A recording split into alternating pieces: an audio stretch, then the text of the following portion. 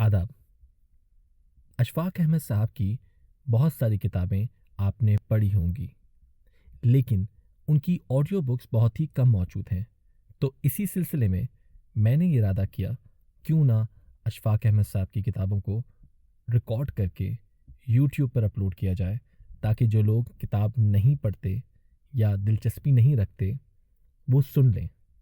तो इस वक्त मैं जाविया की पहली जिल्द को रिकॉर्ड कर रहा हूँ और इसी का चैप्टर है नाशुक्रा इंसान। बहुत सारी चीज़ें तबीयत पर बोझ डालती हैं और तसलसल के साथ डालती रहती हैं। तो मैं ये समझता हूँ कि कुछ चीज़ें जो खुदा की तरफ से होती हैं और जो हमारी तबीयतों के ऊपर बोझ डालती हैं, उनमें तसलसल का रंग आ जाता है और वो बहुत दूर तक देर तक फैल जाती हैं। हम इसे अल्लाह की मसलिहत कहकर अपने आप को तसल्ली देने की कोशिश करते हैं और उसके सिवा चारा भी नहीं होता। लेकिन ये सब कुछ कर चुकने के बाद भी तसल्ली नहीं होती इंसान की, और वो ज़्यादा जानना चाहता है ऐसा क्यों हुआ और क्यों होता रहता है। मसलन ये कि छोटा बच्चा है, इसको कैंसर हो गया है, तो इंसान बड़ा सोचने पर मजबूर होता है कि इसका कसूर क्या था, क्या कोताही थी। लेकिन उसका कसूर या कोताही से कोई ताल्लुक नहीं होता। वो अक्ले मुतलक है, जानता है कहाँ पर क्या होना चाहिए। इसके बारे में मगरिब के लोगों ने बहुत कुछ लिखा है और विलायत का अदब इसी मौजू से माला माल है। और नज़्म में, नसर में, प्लेज में मुझे थॉर्नटन वाइल्डर का नावल याद आ रहा है, द एट मैन। उसने भी इसमें ये मौजू लिया है, बल्कि उसने तो ज़िंदगी भर जितनी भी किताबें लिखी, लौट लौट कर, पलट पलट कर इसी मौजू पर लिखी। इसकी कहानी मुख्तसर ये है कि 8 आदमी दरिया अबूर कर रहे थे, लोहे के रस्से वाला दरिया। 8 आदमी एक दूसरे के पीछे जा रहे थे और खुदा का करना क्या हुआ कि दरमियान में वो रस्सा टूट गया और वो ठांटे मारते हुए पहाड़ी दरिया में गिरे और फौत हो गए और उनका नामो निशान तक ना मिला। फिर वो लिखते हैं कि ऐसा क्यों हुआ। एक आदमी घर से निकला हजामत बनवाने के लिए और वो अभी सलून में दाखिल नहीं हो सका कि एक अंधी गोली, अमेरिका में आम रिवाज है, उसको आकर लग गई। एक औरत जो बस स्टॉप पर खड़ी अपनी सहेली से बातें कर रही थी और उसकी सहेली को किसी बंदे ने निशाना बनाया हुआ था। सहेली तो चली गई, निशाना वो मासूम औरत बन गई जिसने रोककर उसे पूछा था कि तुम्हारे बेटे का हाल क्या और तुम कहाँ हो। ऐसा क्यों होता है? एक बेवा ने अपना बेटा बड़ी आरजुओं उमंगों के साथ पाला था। एक ही उसका बेटा था। पला बढ़ा और जवान हुआ और उसने CSS किया और वो असिस्टेंट कमिश्नर लगा। माँ के हाथ तो शबे बारात हो गई। उसने घंटी सुनी और दरवाज़ा खोला और दरवाजे से उसकी लाश घर आई। कुछ ऐसा हुआ, अक्सर ऐसा होता है। तो थॉर्नटन ये कहता है कि एक गालीचे को आप देखो, उसके ऊपर एक फूल बना हुआ होता है और वो बड़ा खूबसूरत फूल होता है जो आप इतने महंगे भाव उसको खरीद कर लाते हैं। लेकिन अगर आप उस गालीचे को उठाकर देखें तो वो कुछ लंबे धागे, कुछ छोटे धागे, बेहुदा किस्म के धागे ऐसे होते हैं, उन पर निगाह डालने को दिल नहीं करता। लेकिन होता ऐसे ही है कि फूल बनने के लिए कुछ ऐसे अमल की ज़रूरत होती है जो कि आपको गालीचे के लिए दरकार है। हाँ, बहुत अच्छी बात है, लेकिन इंसान बेचारा क्या करे। अपने आप को तसल्ली देने के लिए वो ऐसी बातें करता है, लेकिन उसकी तसल्ली हो नहीं सकती।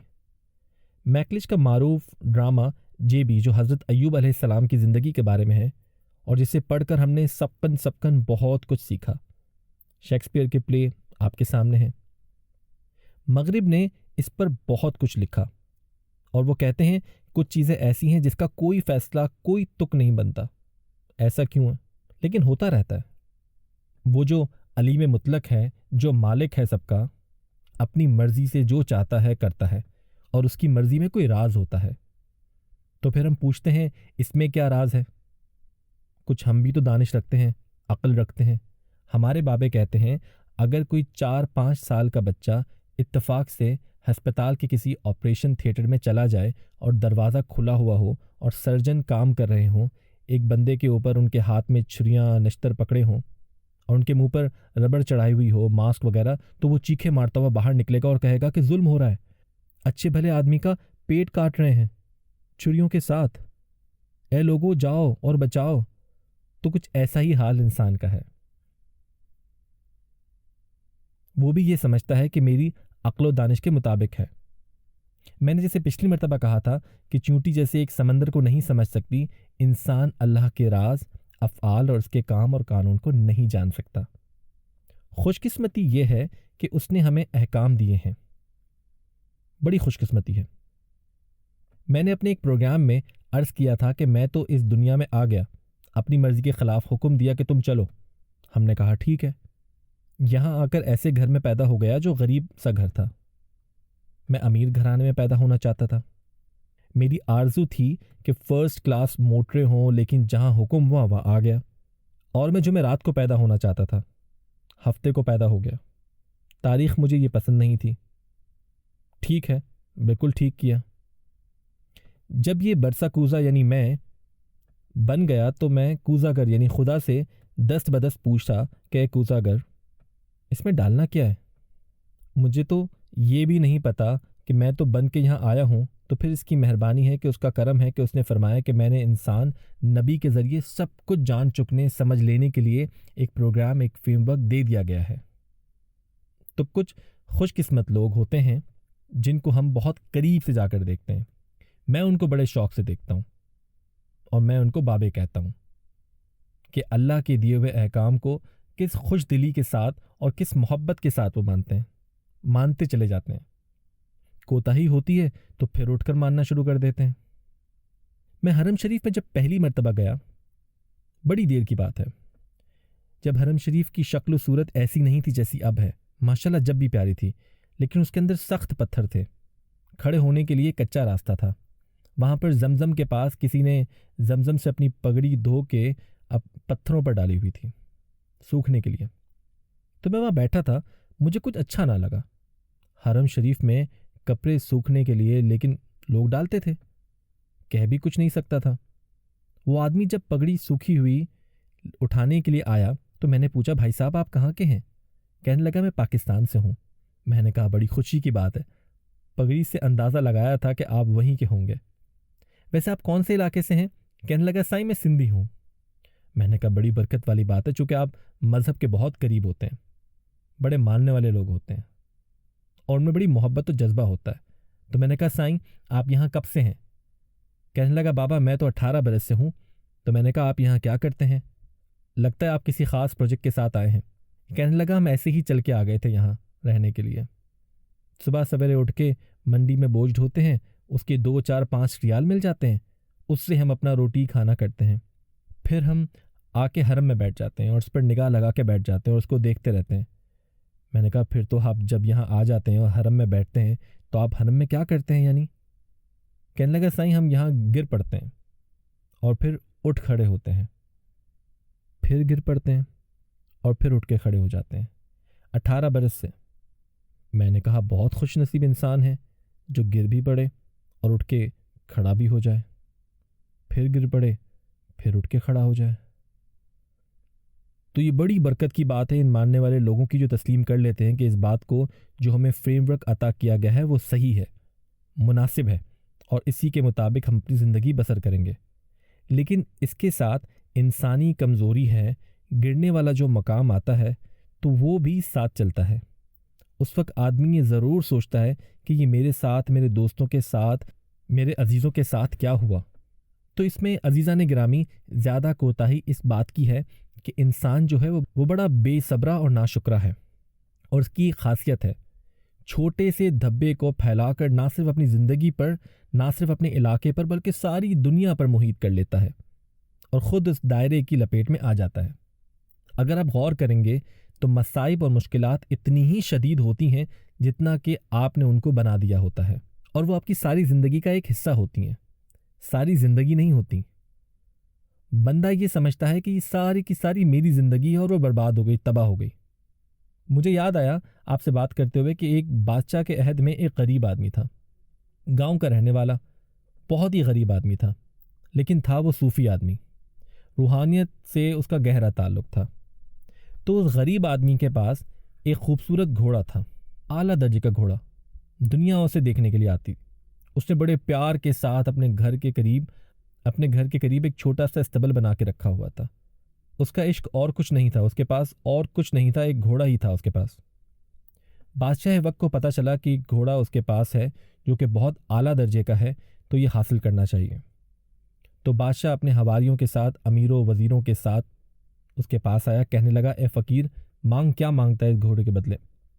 اس نے کہا حضور یہ بکاؤ مال نہیں ہے، یہ شوق سے رکھا ہوا ہے، یہ بیچا نہیں جا سکتا، یہ تو بیچنے والی چیز ہی نہیں ہے۔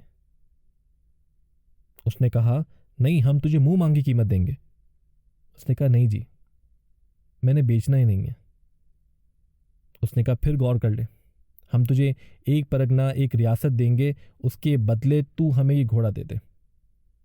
وہ پھر بھی نہیں مانا، ضدی آدمی تھا۔ سودا چکتے چکتے معاملہ یہاں تک پہنچ گیا کہ اس نے کہا آدھی سلطنت لے لے، گھوڑا مجھے دے دے۔ اس نے کہا جناب علی، میں نے بتایا کہ اس کا کوئی مول نہیں ہے، اگر یہ بکنے والی چیز ہوتی تو میں دے دیتا، لیکن یہ بکنے والی چیز نہیں ہے۔ تو اس نے کہا اچھا تیری مرضی۔ جب بادشاہ چلا گیا تو گاؤں کے لوگوں نے کہا تو کتنا نالائق، بے وقوف اور کتنا جاہل ہے کہ بادشاہ وقت تیرے پاس آیا، اس نے آدھی سلطنت آفر کی، اگر ظالم تجھے مل جاتی تو بھی مزے کرتا اور ہم بھی مزے کرتے، سارے گاؤں کے مزے ہوتے، تو ہمارا بادشاہ ہوتا۔ ظالم یہ کتنی بڑی حماقت کی ہے، کتنی بڑی خوش نصیبی کو گھر آئے دھکا دے دیا، باہر پھینک دیا۔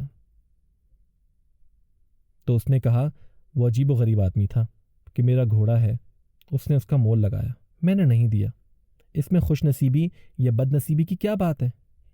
یہ تو میری زندگی ہے، میرا گھوڑا ہے، خوش نصیبی تم کدھر سے نکال رہے ہو؟ میں نہیں دیتا۔ انہوں نے کہا تو ضدی آدمی ہے، تو شروع ہی سے ایسا ہے اور تیرا مزاج ہی ایسا ہے، یہ کہہ کر چلے گئے۔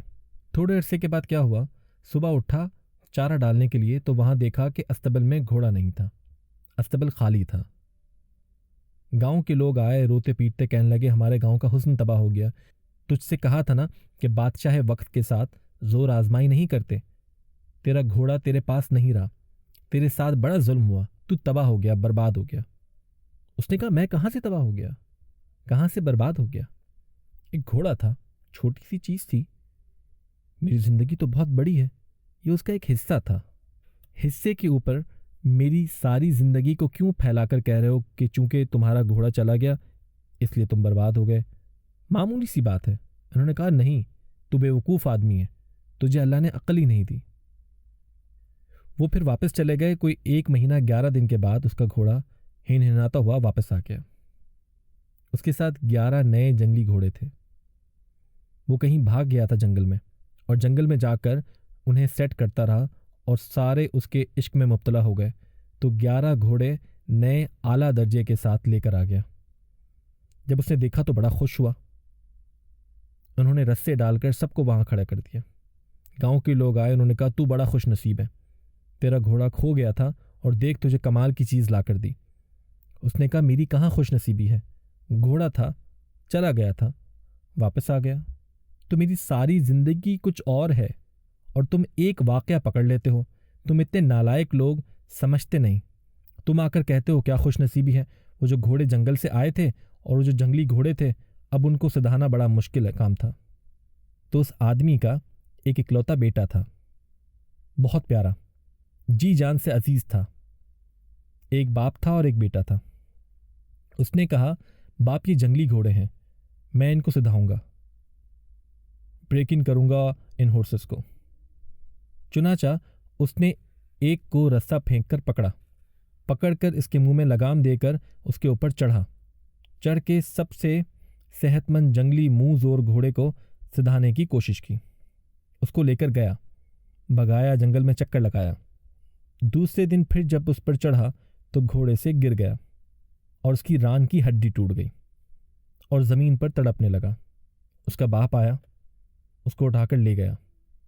گاؤں کے لوگ روتے پیٹتے آئے، تیری بدقسمتی ہے، تیرا ایک ہی بیٹا تھا، تو مارا گیا، تباہ ہو گیا، برباد ہو گیا، ہم تو رونے سیاپا کرنے آئے ہیں۔ اتنا جواں سال بیٹا، اس کی ران کی ہڈی ٹوٹ گئی، اب یہ تیرے کسی کام کا نہیں رہا۔ اس نے کہا بھائی، اس میں میری بدقسمتی کدھر سے آ گئی؟ یہ میری زندگی کا ایک حصہ ہے. ایک بیٹا ہے, بیٹے کی ران ٹوٹ گئی ہے. مشکل آئی ہے تو ٹھیک ہے, تم مجھے سارے کے سارے کیوں کہہ دیتے ہو کہ تو مارا گیا, تو برباد ہو گیا, تیرے گھر میں تو بدنصیبی آ گئی.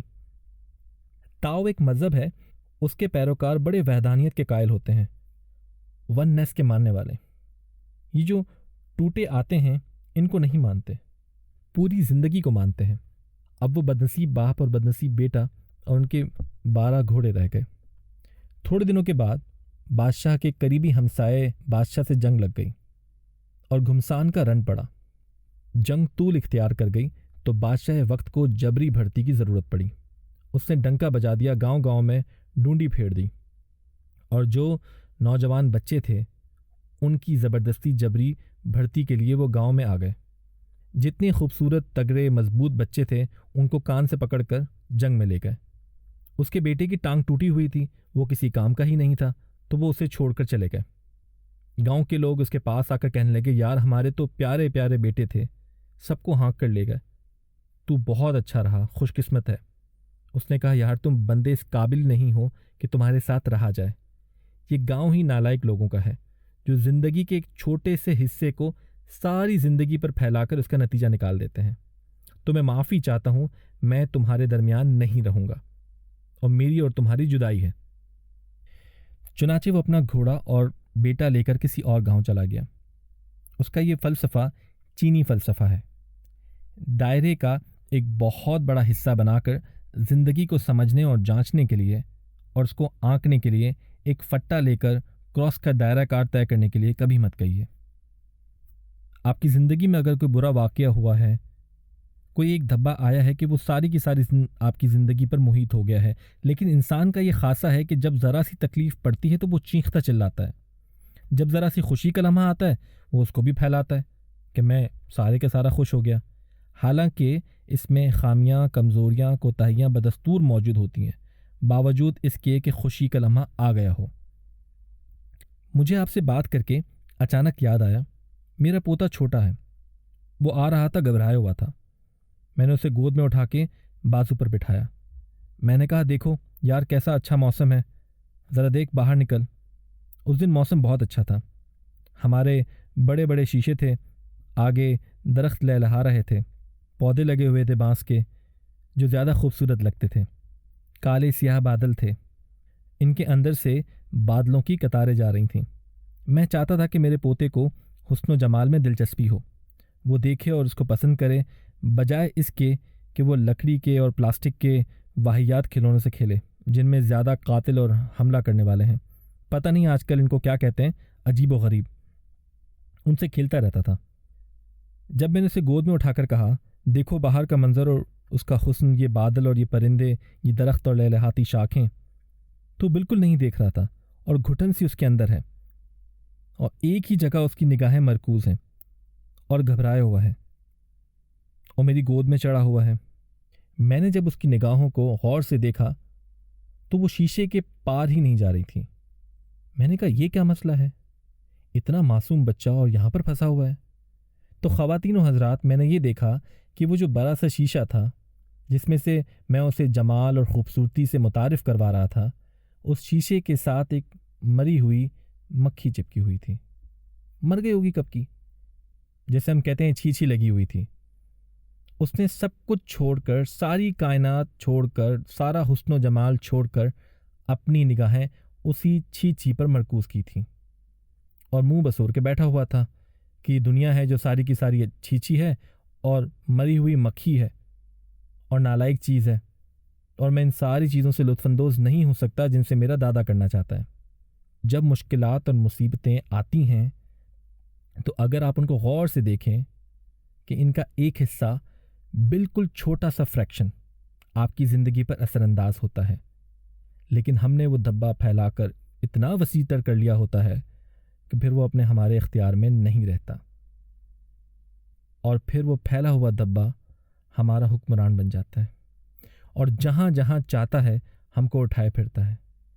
جیسا کہ میں نے پچھلی مرتبہ کہا, اگر اللہ کی ذات اور اس کے افعال کو جاننے کی آرزو ہے تو پھر اس کے احکام کے اندر داخل ہونا پڑے گا, اور اس فریکوینسی کو حاصل کرنا پڑے گا، جس فریکوینسی کو پکڑ کر اچھی طرح سے اختیار کر کے ہم ان افعال کو سمجھ سکتے ہیں۔ اللہ آپ کو آسانیاں عطا فرمائے اور آسانیاں تقسیم کرنے کا شرف عطا فرمائے۔ اللہ حافظ۔